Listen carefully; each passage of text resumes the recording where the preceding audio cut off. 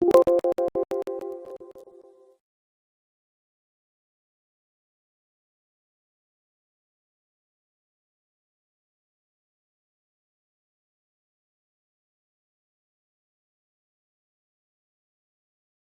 afternoon, my name is Weston, and today I'll be talking about ocean trench flexure. Prior to subduction, the overriding plate of continental crust exerts a gravitational force on the oceanic plate, seaward of the trench. As this plate becomes weaker and colder due to distance from the mid-ocean ridge, it bends significantly, and this bending causes extensional stress to occur at the outer rise to compensate for the compressional stresses at the base of the plate. This compensation for extensional stress causes outer rise to occur roughly 100 kilometers seaward from the trench. And furthermore, we can see this rise in gravity data where the trench is characterized by gravity lows and the broad parallel high is characterized by gravity highs.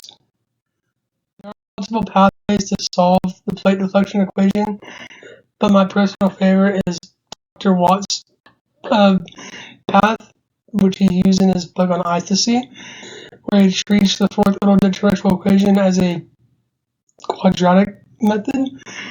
And unlike most flexure scenarios, we don't consider an applied load. We only worry about the bending moment and the vertical force. And given those two considerations, we arrive at this beautiful equation for the deflection of the lithosphere as it approaches the trench axis. And we cannot actually measure the bending moment or the vertical force due to its location, in the lithosphere. But what we can measure is the height of the flexural bulge shown here on the y-axis, as well as the point of the maximum deflection shown here on the x-axis. We can confirm these measurements by comparing them to corrected bathymetric profiles. So if we set epsilon equal to 0 in our plate deflection equation, we end up with a value for the maximum deflection point, which is directly related to the flexural rigidity as well as the elastic thickness of the plate. And we end up with this equation right here. And for the non-dimensional deflection of the elastic plate, we can show that at the top right here. And the universal equation describing the deformation of the ocean atmosphere under our assumptions made is shown by this equation right here.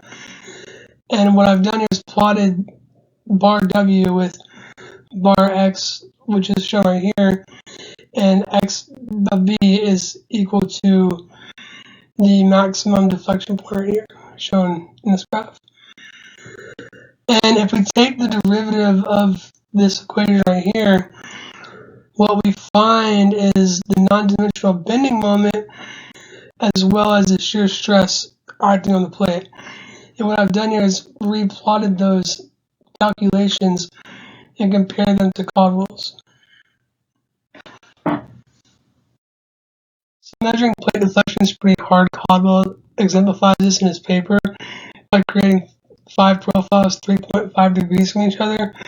He had to vary the values of XB and WB to find which best fit the theoretical curve and match the bathymetric profiles. And he found that with profile A, unfortunately, it didn't show a map where it's at.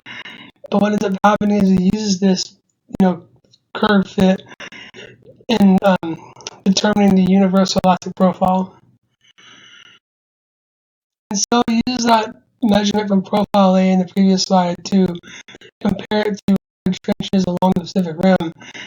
And what he sees is that there's a general agreement between these profiles, and even the parameters seem to be similar. We have the same distance to the bulge, height of the bulge, rigidity is similar, lithosphere thickness is pretty similar, and it shows that this universal trench profile is actually pretty accurate for where it's at.